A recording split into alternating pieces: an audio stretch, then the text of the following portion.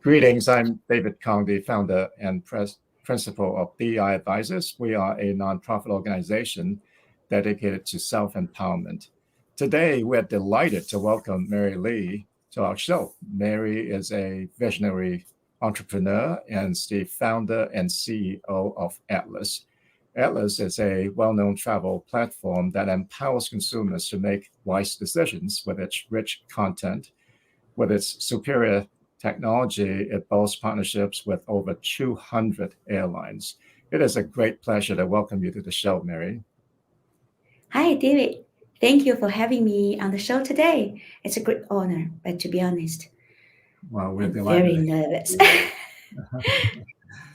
Now, you have had a very fascinating career journey. You were the founder of two very successful companies. You were the co-CEO of Mystify. You also headed up air tickets for Alibaba.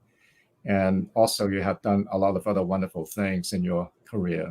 Would you mind to share some highlights of your journey and some of the lessons that you learned along the way? Hmm. Before I share the highlights of my career, I need to talk a little bit about my background. I grew up like millions of Chinese kids, you know, in China, studying hard, and having a competitive grades. And the Chinese education system was the only future for us in 1970 and 1980. I think it's still now. But luckily, I was very good at mathematics. I don't know why, but I was just passionate on that. I was obsessed on learning mathematics by myself. So I even didn't remember whether when I was a kid, I went outside to play. I just stayed at home to do all the mathematics. So I finished advanced mathematics around like college level when I was 12. You can see I Wow, was a nerd of some sort. that's fantastic. Yeah, but life is dramatic. So after I graduated, I had been a full-time housewife for almost 8 years. Unbelievable, right? Yeah. I started to work quite late. The first job I did was a receptionist because no one would like to hire me. Mm, but life is still dramatic. When I was 43, I sold my second data processing company, Aslan, to Alibaba Group and became the head of air tickets for Alibaba. Today, the top three largest online travel platform, the name is called Fleegy. I built the entire business sector from scratch to become number two in China less in 1 year. If we called, it's the highlights of my career. And launched the first app of global air tickets. At the same time, life continued to be dramatic. Then I left China when traveling on my own and before joining Misty Fly as a co-CEO. Mm, I moved to India for almost 2 years, and it was incredible time of personal growth. In 2019, I came to Singapore and launched the third startup company of myself, Atlas. So I can say I'm very happy with where I am now. So the key lessons I like to share with our audience today, I have to say, my daughter Xinyu is also in the audience. I love you so much. Mm, it is never too late to start. Look at me. I started my career when I was 33. I launched a new company when I was almost 50.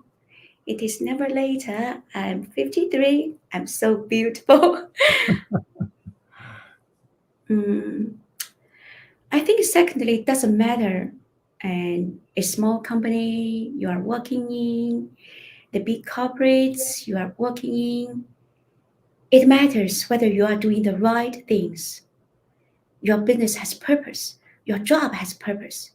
Whether it creates value for the world. It is the meaning that makes you truly, truly happy for longer time.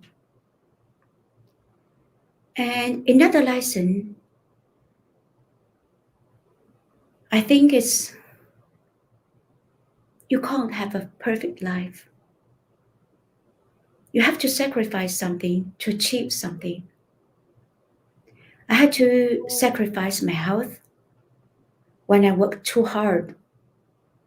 I have to sacrifice the time I could have to spend with Xingyu. I have to sacrifice a lot of time I could spend with my parents and my personal entertainment. And it's okay. It's okay. You can't be successful. You can't be great at everything at the same time. Just tell yourself it's okay. That's all. That was a absolutely wonderful lessons that you shared and so heartfelt. I really appreciate you doing that. And what a fascinating journey you've had. Very impressed to hear your story. Now, what's also impressive is the fact that you launched your current company, Atlas, at the height of the pandemic. It's a travel company, and yet you launched it during a time when almost all the borders were closed and air travel was almost non-existent, especially in Asia. And yet you said the pandemic has liberated entrepreneurs. What courage you had at that time. And tell us why you said that. You know, I have been a startup entrepreneur, if we use the word entrepreneur, for 20 years. So there's a Chinese idiom in my mind all the time. It is 如履薄冰. It means you choose a life, you are always walking on ice. It's my choice.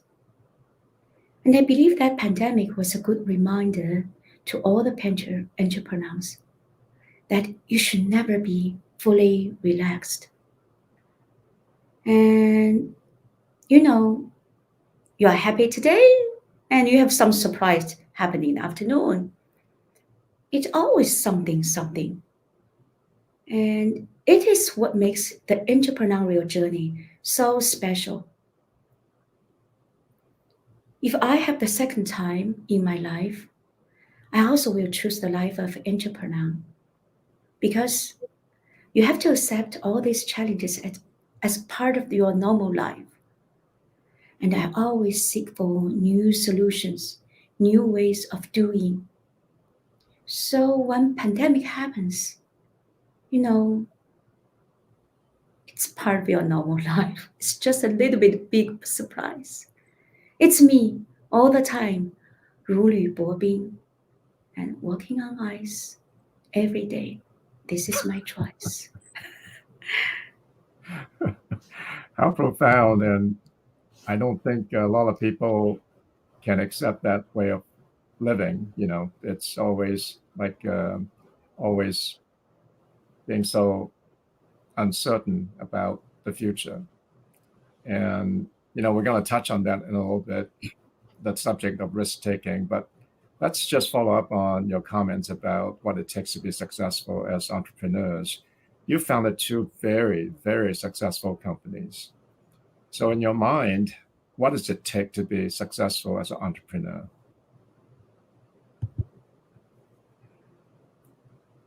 Very good question. In fact, I don't have a word successful in my mind. I think, first of all, we have to define what it means to be a successful entrepreneur. I might be successful in front of you, in front of lots of people, but am I successful in my mind? And 4 and 5 years ago, or maybe 6 or 7 years ago, I didn't feel like I'm a successful entrepreneur. Especially in 2014, it seems I was so successful in all the people's eyes. My company was acquired by Alibaba, and they built a online travel platform in such short time. I was a legacy in travel industry in China. But the same year, I lost my mother-in-law. I lost 2 brothers-in-law. I could not sleep. I asked myself, oh my God, Mary, you are such a horrible person. You are such a selfish person. I was isolated. I feel so lonely. Because everybody thought Mary was busy. Mary was in the meetings. None of them reach out to me. None of them have ever thought about, I call Mary. Even Mary can't be there, but Mary does have money. Mary can help them to seek for better doctors. But nobody called me because I'm married. Mary was busy. I look at the mirror. I was so lonely. So I have to ask everybody a question. When you are successful in a lot of people's eyes, do you really feel you are successful? But today, I feel like I'm successful. Even Atlas is a small startup company because I'm working with a group of people sharing the same vision, same mission. Through running the business, we're contributing to the society. We make ourselves being a better human being. So I'm happy every day to go into the office to say hi to Nick, to say hi to Jasmine, and to joke to each other. And we are doing something, even it's small. We are trying to connect all the people in the world through travel. It doesn't matter, it's big, it matters. We are doing something. I think that is successful. Goes back to the point you were making earlier. You have to have purpose. You've got to have purpose in what you do. And following up on the thought that you shared, the Chinese saying, it really translates into walking on thin ice. And it ties into the theme of risk taking. A lot of successful leaders that we've interviewed have said that you have to have the appetite for risk taking. You have to be willing to take risks to move ahead. And as an entrepreneur, you've actually taken it to the highest level. You've taken on a lot of risks as an entrepreneur. And I like what you said about walking on thin ice, because it means that you have to be alert all the time and expect the unexpected. And it kind of reminds me of Jeff Bezos saying, it's always day one. He's referring to Amazon being a startup. And although 20 years later, Amazon was so successful, he still says it's always day one. And it's remind him that he always has to be alert, and he always have the mentality of a startup. And it's very similar to what you're saying. So can you share some thoughts on risk taking? Sure. But as I mentioned, I have a background in mathematics. And lots of people thought I'm like a calculation machine. In mathematics, I calculate possibilities. And same, I don't have the word risk in my mind, in my vocabulary at all. I don't think about risks. I like to prepare. You could ask my daughter. She's exactly the same as me. We prepared. We always do homework. I prepare for my meetings. I do research. I try to understand all the options, pros and cons, and I started to calculate all the possibilities. And there are the options in front of me in my mind, and I pick up one and make the decision. And when I make the decisions, I don't think about the risks because I accept my choice. I always believe there's no such thing as zero risk game. You always need to make a decision and stick with it. So in my personal life, it's same. And 2016, when I made decision to quit my senior executive role at Alibaba, is that risk thing? I never thought about that, and everyone was shocked because I had a brilliant career in front of me, and I have a strong networks built by decades. And I was 45, a middle-aged Chinese woman. But I wasn't happy, and I asked myself again and again, who I am, what I'm really looking for, why I sacrificed to be here. Where am I 5 years later? Who I would be 5 years later? Is that really I win something if I stay? What I really win? Once I figured all these things out, it was an easy decision for me. I bought the ticket and I packed a small bag and went to see the world for 2 years, solo travel. I wasn't thinking about the risk at all. And I think, yeah, this is how I think about risk. Wow, that's just absolutely fascinating to hear you share your story. Now let's talk about setbacks and disappointments. We've all had our fair share of them, especially when you're successful. You must have encountered some setbacks and disappointments along the way. What can you say about your set of setbacks and disappointments and how you summoned the fortitude and the resilience to overcome them?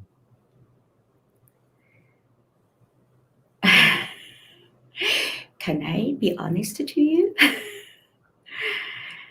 I continue to be disappointed in myself every day. Continued. But I still remember one of my best friend. He's in America now. And he told me, you have to learn how to forgive yourself and forget the past and move on. So what I learned for decades, I learned to forgive. I learned to forgive myself. I learned every evening I have to let it go. And I learned I have to go to sleep. Nothing is important. Just go to sleep. And sleep, maybe it's not the issue for some people, but sleeping is actually a big issue for me. I guess big issue for lots of women. So I read lots of books about sleeping, revolutionary, how to sleep, but still trouble in sleep. When I sleep well, I can think well, I can communicate well, I can eat well. So not so complicated things and help me. If we use the word survive to be today, only 3 things. Forgive yourself and let it go. Go to sleep. Every day will be good when you wake up. That's wonderful. And it's a good segue to this next topic about self-care. Self-care is so important to all of us, but especially for entrepreneur, you're responsible for so many people. You've got to take the time to refill your lantern so it can shine brighter for other people. What are your tips on self-care aside from forgiving yourself and making sure you get a good night's sleep? Uh, ah, the first thought in my mind about self care, don't laugh, David. So I think I'm not really a self care person because I don't cook. I'm so bad in housekeeping. I'm always so mess person. I don't like pack, unpack, and I always lost this, lost that. And you can't imagine every morning I wake up, oh, where's my socks? I don't think I'm like, in a way, I'm a self-care person. I don't know how to iron clothes. When I was in Harvard in OPM, one of my living group classmates asked me, Mary, could you help me to iron my clothes? I said, oh my gosh, how can I help you to iron your clothes? I even don't know how to iron my clothes. Could you pay for something and even iron my clothes? So I don't think I'm so far some self-care person. But in another way, I think I'm a really self-care person because as startup owner, as entrepreneur, it's a marathon. It's a long journey. I have to make myself every day be good. So I'm a very self-disciplined person. I go to gym as much as I can every day. You can't imagine. I'm such a gym fan. So I have 3 weeks training. Don't laugh. Every week, and I do boxing twice a week. I do Pilates twice a week. I go to last Sunday. I went to trail running. I do hiking. Mm, yeah, I do the exercise like every day as much as I can. But the more important thing, I meditate twice a day, and every morning when I wake up, I even close my eyes and I went and just sit there and go to sit there and started to meditate. It's as normal as brush on my teeth and meditate and in my word. But I find another unique. If I say that's a self-care,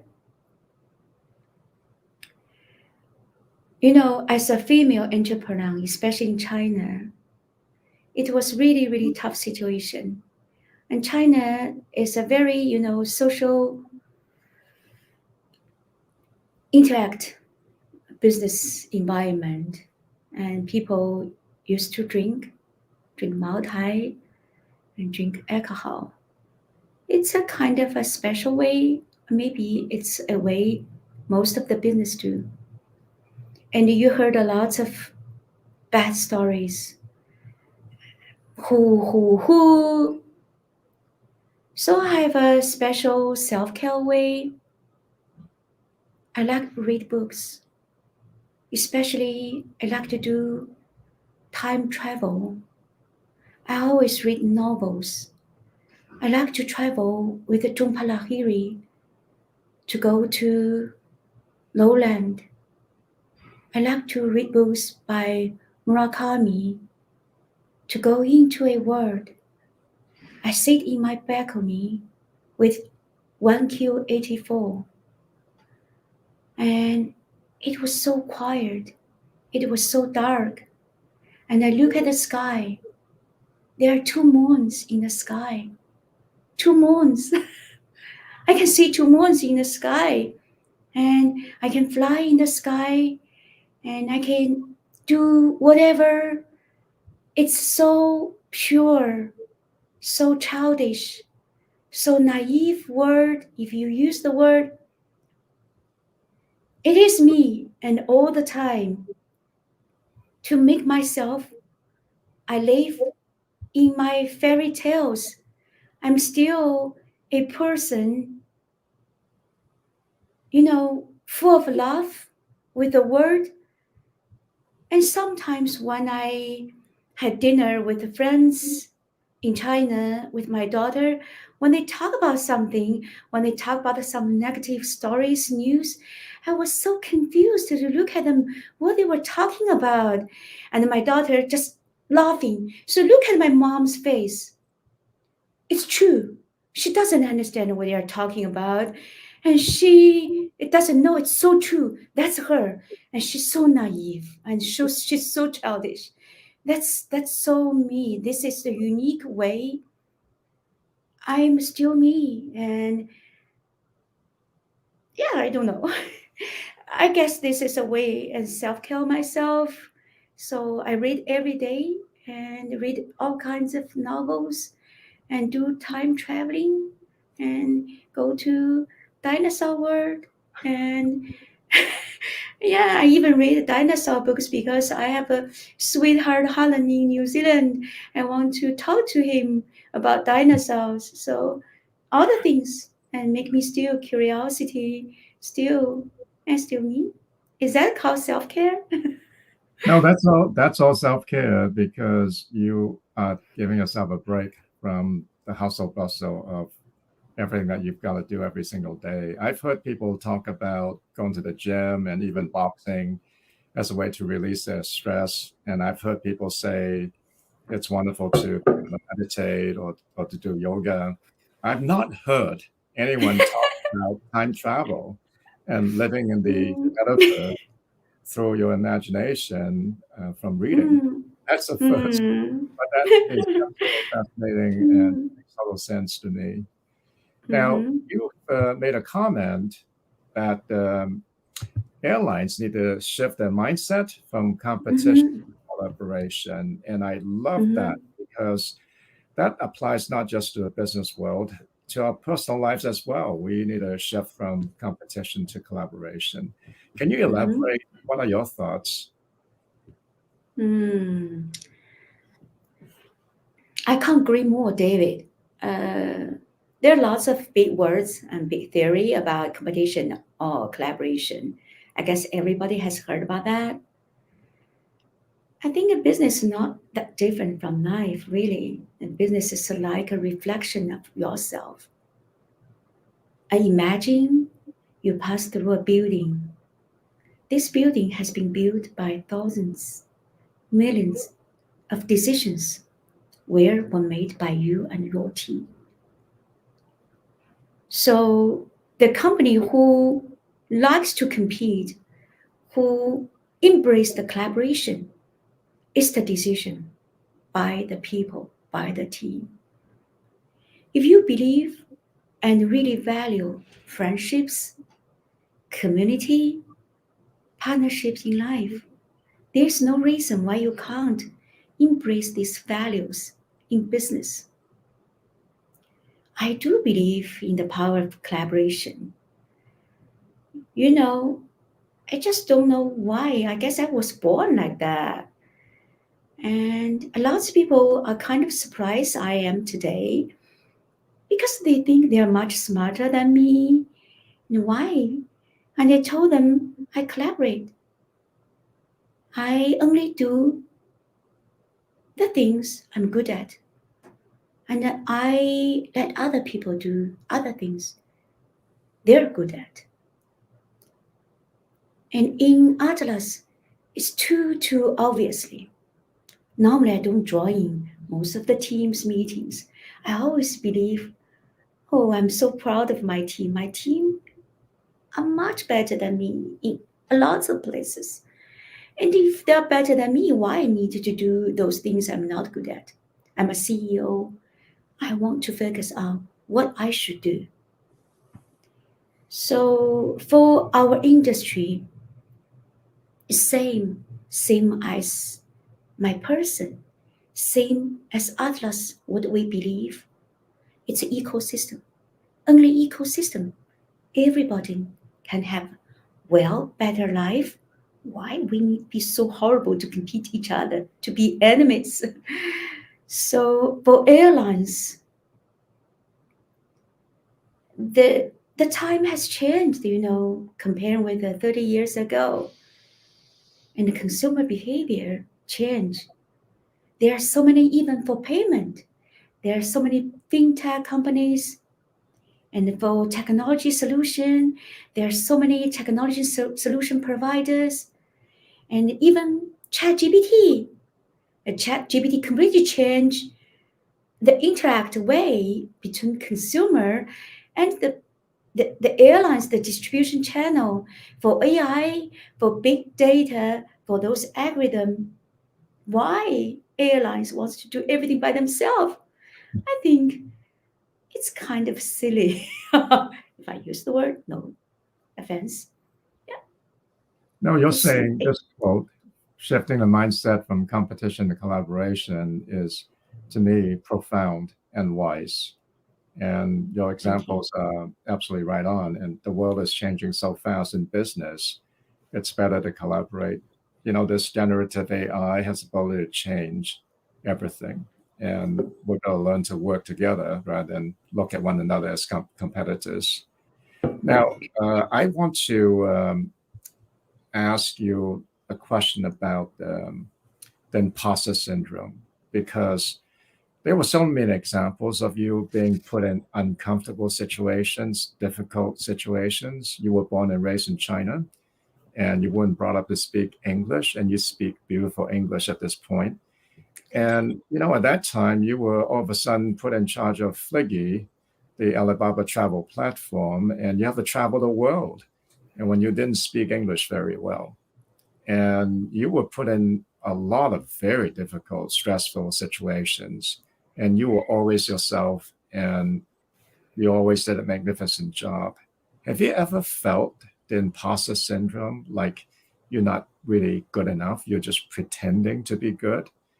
And if so, how do you overcome that negative self-talk?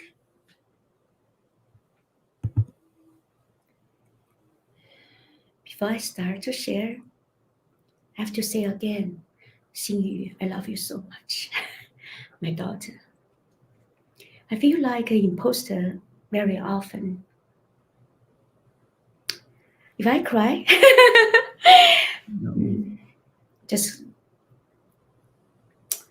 I don't think that there's a way to fully overcome it.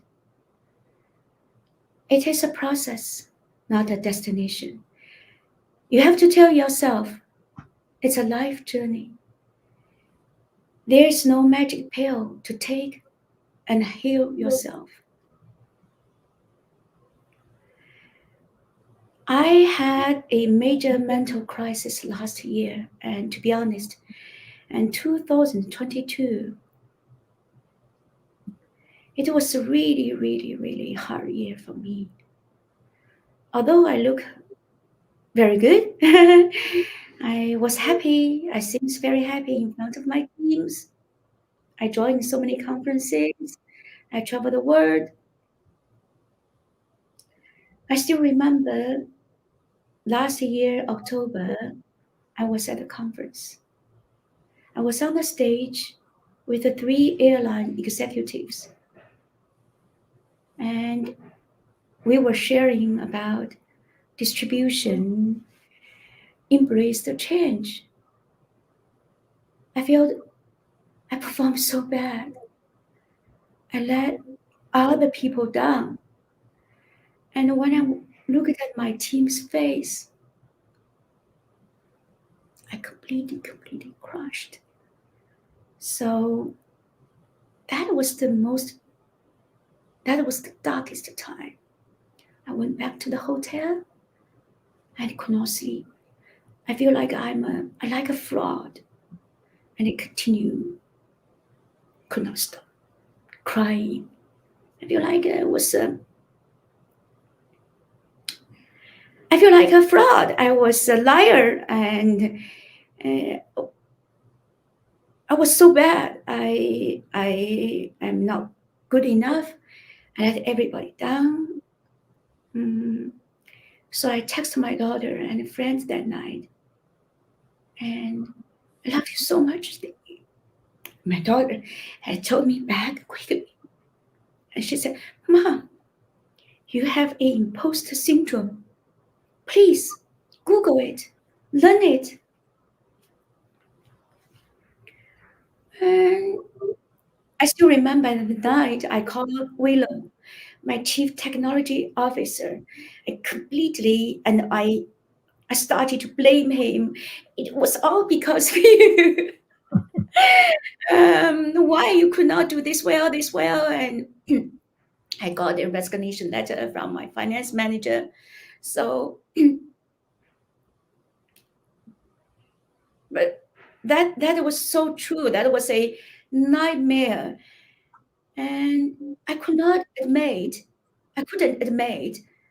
I wasn't feeling well, and I couldn't accept I was experiencing a mentally health crisis, and I couldn't accept I was depressed and I felt so down.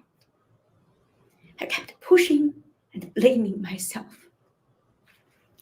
And my daughter encouraged me and continued to call me and convince me, Mom, everybody has mentally issue.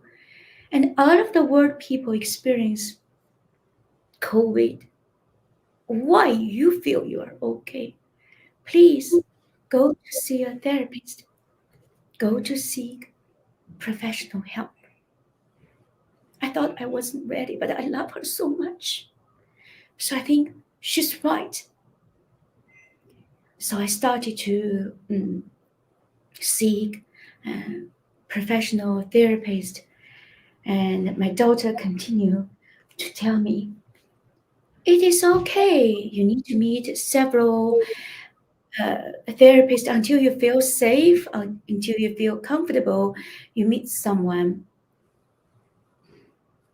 And luckily, I met my therapist, and I started to have a quite half a year and therapy session. You can't believe. And at the first several sessions,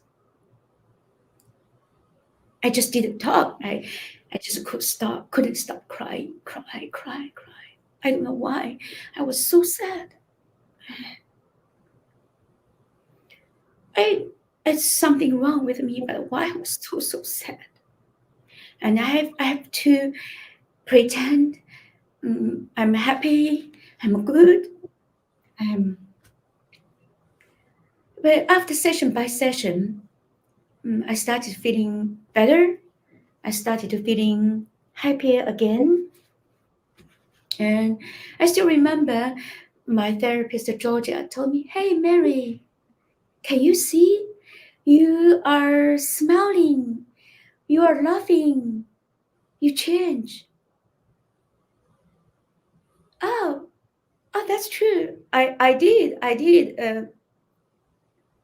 did change. I did start to laugh and smile. That's so I think like acknowledge you have mentally issue and go to therapy, what I can share. But the most important thing I want to share, I want to use this opportunity to thank those important people in my team and in my life. With the right people around you, it's the most important way to overcome the imposter syndrome or mentally crisis. I have to say thank you, Marika. And you never judged me. From the beginning, we worked together. Marika is Atlas Chief Marketing Officer. And the first day we started to work, and her beautiful, beautiful face, and her beautiful, beautiful smile. always be with me. She never judges me. She always see my potential. And she told me, you were the best CEO I've I've met so many big CEOs in the world, but you are the best. Believe in you, Mary. And we always tell each other we love each other. And I really want to say thank you to Sophia, my PR manager. She's straightforward to say, Mary, you should do this, you should do that. And I have a fantastic team, Brian, and a Irish guy. But he with me for more than 2 years, and she supported me all the time. And I have a special Chinese leaders team. I have to say thank you, Zhang Wei. And Zhang Wei is my co-founder. And he's very nerd person. He even doesn't know how to express his feeling to his family, but he texts me when I feel bad. He said, Mary, you are the best woman and ever in my life. I believe in you so much. Please. So even, I'm around with a group of people. And this year, April and June, I was crushed again. I got serious sick. even after I had a therapist session. It's a life journey. But when I was crushed, when I was in that moment, I can pick up the phone to call my team. I can call my daughter. I can call Marika. And when I was in Barcelona in June, I even could not breathe. And I called Shirley, my CFO, and I text Biram and Nick. And, I have been with a group of people, and Clive and Griffin and my lovely Chinese teams and my lovely global teams. They're there. They're always with me. They accept who I am. They allow me to cry. They allow me to be up and down, up and down. And so, I don't know, some names I might forget. And my dearest friend, Heidi, and all those people who never judge me, who be with me. So be with the right people, not be with the best people, not be with successful people, be with the right people, and to share, to feel like you always have someone who accept who you are. That's That is wonderful advice. And sounds like you walk the talk because you are obviously very genuine and you are willing to share your deepest thoughts with them, and you inspire such love and respect for you in return. You put together a wonderful support network, starting with your daughter. And it sounds like you have a fabulous team that also are willing to go to bat for you. And it's just so wonderful to see. Mary, I'm so sorry we are running out of time. And I feel like I can just talk to you the whole day. But regrettably, we've already gone way past the time that we have allowed. I want to just say thank you for being so sincere and so heartfelt in all your comments. You are such a wonderful, fabulous person. And Thank you. I have found respect for you after this conversation. I just admire you so much. Thank you. And I appreciate you taking the time to be on our show. Thank you. Thank all the audience being here today with me. Thank you, David. Have a good Thank day. you. And for our audience, I really appreciate your tuning in. And if you enjoyed this show, I hope you can join us on our website, deiadvisors.org. And there you would find plenty other interviews. And we wish you good luck in your personal empowerment. Thank you again, Mary. Bye.